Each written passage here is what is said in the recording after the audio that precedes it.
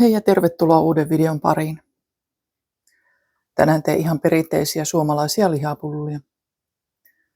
Ja miten ne eroaa ruotsalaisista pullista, niin eipä ne kai juuri eroa.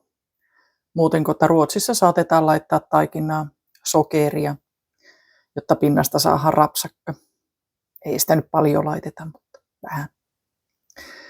Näihin mun pulliin tulee korppujauhoja, pippuria, suolaa, paprikaa, karria ja sipulijauhetta, vaikka tuo sipulikin oli aika suuri. Tulee melko sipulisia pullia, mutta kun mä nyt satun pitämään sipulista, niin laitetaan sitä kunnolla. Ensin otin aineet esiin ja mittailin korppujauhot ja sipuli ja kerma ja mausteet tuonne jauhelihan sekaan.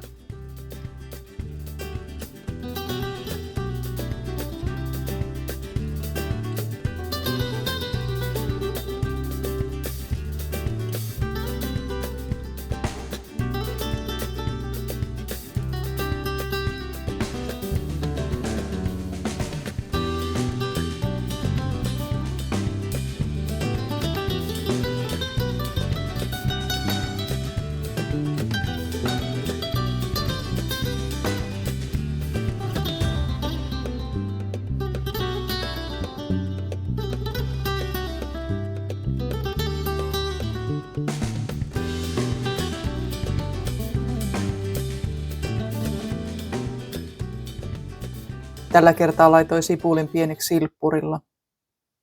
Oli aika voimakkaan tuoksusta sipulia. En halunnut ruveta itkemään sipulia leikatessa, niin pistin tuolla koneella pieneksi. Sitten sekoitetaan taikinaa hyvin. Oikeastaan lihapullataikinaahan ei voi liikaa sekoittaa, että siitä tulee parempi koostumus, mitä kauemmin sitä jaksaa sekoitella. Perunat laitoin kiehumaan tuossa ennen kuin aloin tekemään noita lihapullia. Vaikka lihapullia pidetään ruotsalaisena keksintönä, niin jonkinlaisia lihapalleroitahan on tehty aina. Ja ensimmäisen kerran sana lihapulla esiintyi tanskalaisessa keittokirjassa jo 1703. Ja Ruotsiin lihapullat tuli Karle 12 mukana, kun hän ihastui niihin Ottomaanien valtakunnassa 1700-luvulla. Ja Suomessakin suosittu lihapullaresepti on jo reilun 250 vuotta vanha. Ensimmäinen niin sanottu nykyaikainen lihapullaresepti julkaistiin 1754. Siinä yhdistettiin lihaa, ruisleipää, munia, suolaa, pippuria ja muskottia. No minä en tällä kertaa käyttänyt tuota muskottia ja ruisleivän korvasin korppujauhoilla, mutta tuolla vanhallakin reseptillä varmasti tulisi oikein hyviä pullia ja sitä voitaisiin kokeilla joskus. Lihapullathan on ollut suomalaisten suosikkiruokien top 5 vuosikymmenestä toiseen. Ja kyllähän se on melkein kaikkien lasten lempiruoka, tuo lihapullat. Ja lihapulliahan valmistetaan ympäri maailmaa.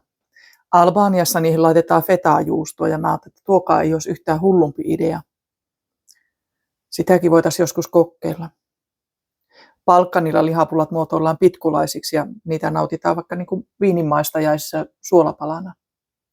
Ja onhan meilläkin tuommoiset, miksi niitä sanotaan, lihapullavartaita. Ainakin tämä kebakkoja, mitä ne oli, niitä ainakin joskus myytiin semmoista lihapullataikinaa pienen vartaan ympärillä. Onko niitä enää kaupassa? Minä niin vähän tuolla Eines-osastolla kuljen, niin ei ole tullut katsottua etestä, onko semmoisia enää myytävänä. Pitääpä kahtua seuraavan kerran, kun kipasee kaupassa. Kiinalaiset lihapullat tehdään possunlihasta. Ja ne on halkasijaltaan tuommoisia 5-10 senttisiä, eli huomattavasti suurempia kuin nämä meidän koto-Suomen pullat. Suomessakaan lihapullat on yleensä 3-4 senttiä halkasijaltaan. Ellei sitten tehdä cocktailpyöryköitä, ja nehän on vähän pienempiä. Kreikassa tarjotaan noita cocktailpyöryköitä tomaattikastikkeessa, ja se on alkuruoka siellä. Ja sveitsiläiset laittaa lihapulliin juustoa. No oliko tuo nyt yllätys kellekään, eikö Sveitsi ole aika kuuluisa juustoistaan. Ja turkkilaisilla taas on yli 80 eri variaatiota lihapullista. Niitä tuskin ehditään kaikkia kokeilla. Isossa Britanniassa lihapullia tehdään paitsi possunlihasta, niin myös paljon sisäelimistä. Ja eihän tuokaan yllättynyt, kun Britanniassahan nyt tehdään paljon ruokia sisäelimistä. Ja Suomessahan ne on yleensä käytetty makkaran teossa. Ei niitä täälläkään hukkaa ole heitetty.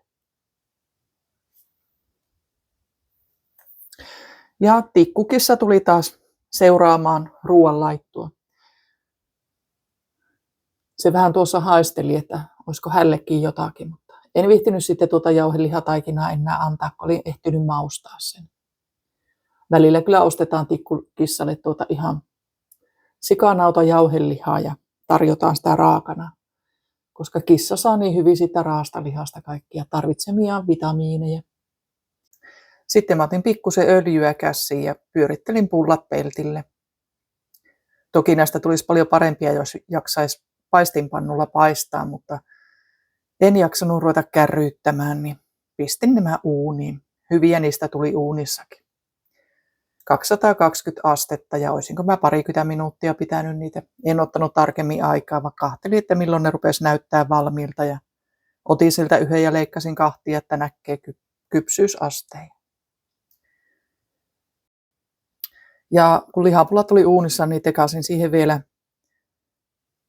tuommoisen ruskean kastikkeen, mihin panin pikkusen kermaa ja sinaappia ja aika paljon pippuria. Tuo kermakastike ja keitetyt perunat ja itse tekoiset lihapullat, niin kyllähän se on semmoinen melko takuuvarma annos, että herkullista on. Ja sitten laitoin vielä puolukoita tuohon rinnalle. Ja siinäkin on pikkasen ero, että ruotsalaiset käyttää puolukkahillua, jossa on sokeria huomattavasti enemmän, mitä suomalaisessa survoksessa yleensä. Mutta minä laitoin nuo puolukat suoraan pakasteesta, enkä minä niihin tällä kertaa lisännyt yhtään sokeria, koska viime syksyn puolukat ei ole yhtään happamia, niin niitä pystyy syömään noin ilman sokeriakin. Oikein oli hyvää. Ja sitten kun olin syönyt tuossa, niin puotin nämä lihapullat vielä tuonne kermakastikkeeseen ennen kuin laitoin jääkaappiin, niin sieltä ne saa vielä kastikkeesta lisää makua. Niin huomenna kun lämmäyttää näitä, niin nam nam, onpas hyvä ruoka tiedossa. Mutta kiitos taas oikein paljon, kun katsoit videon. Ja mehän nähdään sitten taas seuraavalla videolla. Mutta minä jään tänne herkuttelemaan. Moi moi!